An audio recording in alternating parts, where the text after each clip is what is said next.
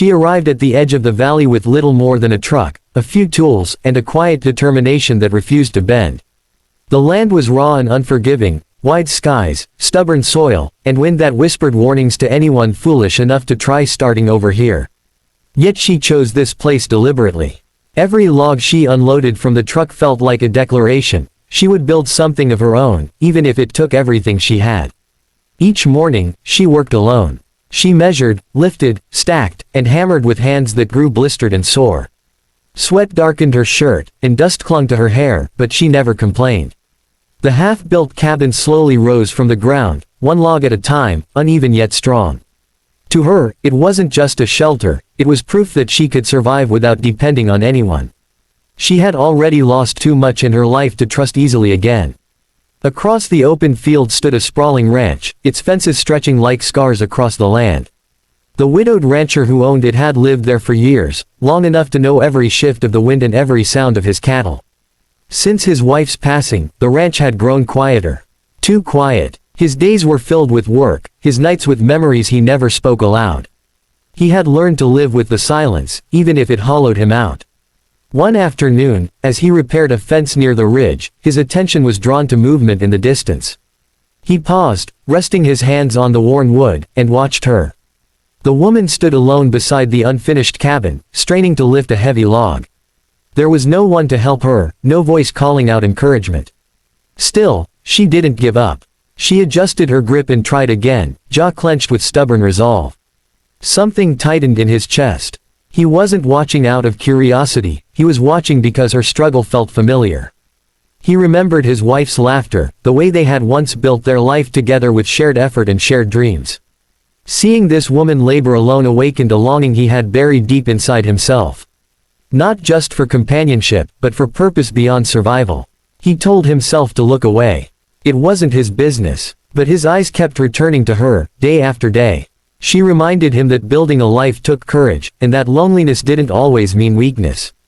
As the sun dipped low and painted the sky in gold, he realized something unsettling. While she was building a cabin from logs and nails, she was unknowingly rebuilding something inside him too.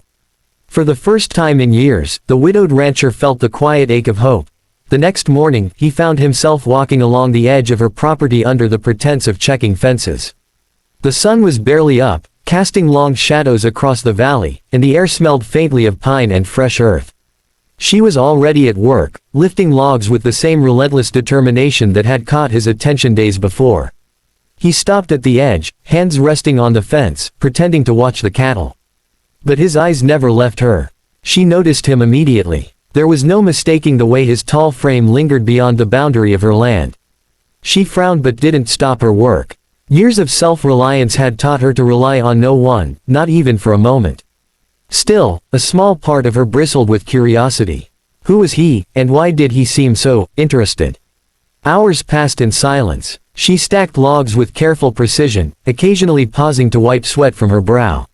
He wandered closer, still pretending to inspect the fence, but now carrying tools and nails. At first, she resisted. She didn't need help. She had survived alone for long enough to know the value of independence. But then a log slipped from her grip and fell with a loud thud. Her heart skipped a beat, and she froze. Before she could react, he was there. Strong hands lifted the log effortlessly, setting it aside. She stared at him, surprised by his sudden appearance and silent assistance. "Thanks," she said softly, unsure if gratitude or irritation colored her voice. "No problem," he replied, his tone steady and calm. "Looks heavy. You okay?" She nodded, brushing dust from her jeans. Something unspoken passed between them in that moment, a recognition of shared struggle.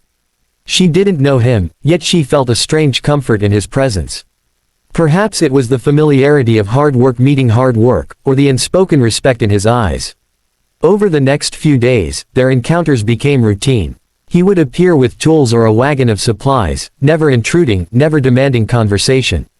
She began to anticipate him, not for his help, but for the quiet companionship that came without expectation. Slowly, trust began to creep into her guarded heart, though she would never admit it aloud. One afternoon, they paused together as the sun dipped low behind the mountains. She leaned against a stack of logs, exhausted, while he wiped sweat from his brow. "You're doing good work," he said quietly. Not everyone could keep it like this. She looked at him, searching his face, and for the first time, she felt understood. She didn't need to explain her past, her losses, or why she had chosen solitude. He simply saw her effort, her courage, and acknowledged it without judgment. In that moment, the widowed rancher realized he wasn't just helping a stranger build a cabin. He was helping her carve a new life from raw land, and in turn, he was discovering the stirrings of something he thought he had lost forever: connection, hope, and the quiet possibility of a family once more. Weeks passed, and the cabin began to take shape. The rough-hewn logs were now a sturdy structure with walls standing straight and a roof slowly forming over them.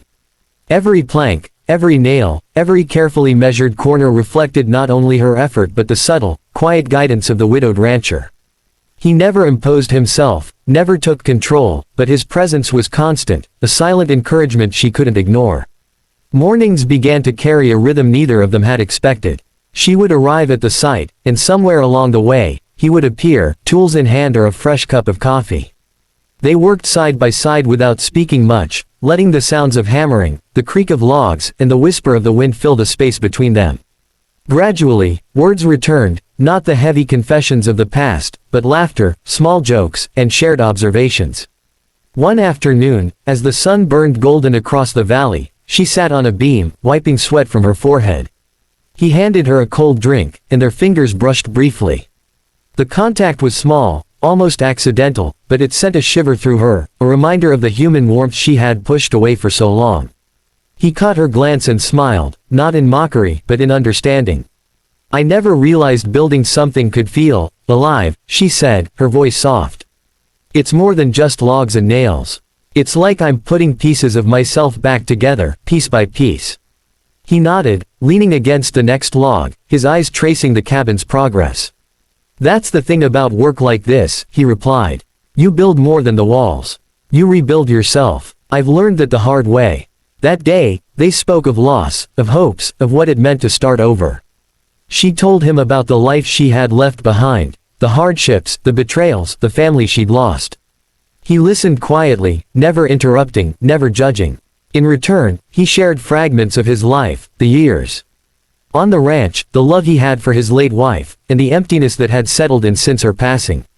For the first time in years, he allowed himself to speak openly, and she realized that in helping her, he had been helping himself too. As the sun began to sink behind the distant hills, they paused in companionable silence, watching the valley bathed in amber light. The cabin stood before them, still incomplete but no longer a symbol of solitude.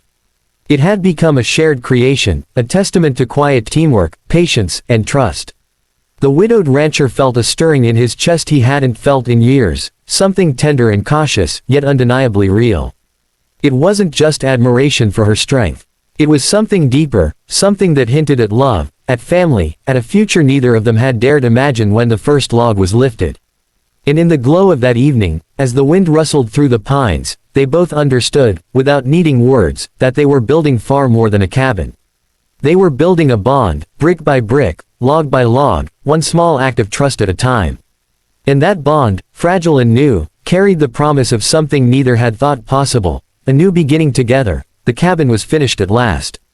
Sturdy walls framed the windows, a simple wooden door hung in place, and the roof sheltered a home that had been born from sweat, perseverance, and quiet determination. It wasn't grand, but it was perfect in its honesty, just like the woman who had built it. The widowed rancher stood at the edge of the clearing, watching her step inside, carrying the last bundle of firewood. The glow of the late afternoon sun painted her hair gold, and for a moment, he couldn't remember ever seeing anything so beautiful. She turned toward him, brushing dirt from her hands, and smiled. "I couldn't have done it without you," she admitted, the words simple but sincere. He shook his head. "I didn't do much. You did all the work. I just watched." But the truth lingered in the quiet between them. He had watched, yes, but in that watching, he had discovered something he thought was lost forever: purpose, hope, and the warmth of being part of someone else's life. She stepped closer, and he noticed the way her eyes softened as they met his. The silence was comfortable now, filled not with uncertainty or hesitation, but with understanding. They had shared work, laughter, exhaustion, and quiet evenings of unspoken connection. Each log she lifted, each nail she hammered, had brought them closer together, and now the cabin was more than a shelter. It was a symbol of the bond that had grown between them, strong and steady. He gestured toward the interior. "Come on, let's light the stove. It's cold tonight." She nodded, and together they stepped inside, the warmth of the fire chasing away the chill. The cabin smelled of fresh wood and possibility, of beginnings and endings intertwined. She placed the firewood near the stove and began unpacking simple provisions, while he moved to hang the few tools they had used so tirelessly. As night fell over the valley, they sat by the fire, sharing stories and laughter as if they had known each other for years. The rancher told her about the life he had lived with his late wife, the joys and regrets, the lonely nights he had endured. She spoke of the hardships she had faced, the resilience that had brought her here, and the dreams she still carried. And then, in a quiet moment, he reached for her hand. She didn't pull away. She squeezed his fingers gently, a silent acknowledgement that their connection had deepened beyond companionship, beyond friendship. It was a tentative promise, a spark of something neither of them had expected but both had silently longed for, a family, a home, and perhaps love. Outside, the valley stretched endlessly under the stars, but inside, the warmth of the cabin and the presence of each other was enough. They were no longer two solitary figures against the world, but two people who had built something lasting, log by log, together. For the first time in years, the widowed rancher felt a full, contented joy. He wasn't just standing at the edge of someone else's life, he was part of a new beginning, a family in the making, and a future that held the promise of happiness and shared dreams. And as they sat by the fire, the quiet understanding passed between them. They had found in each other what they had both been searching for all along. A cabin built from logs, yes, but more importantly, a life built together.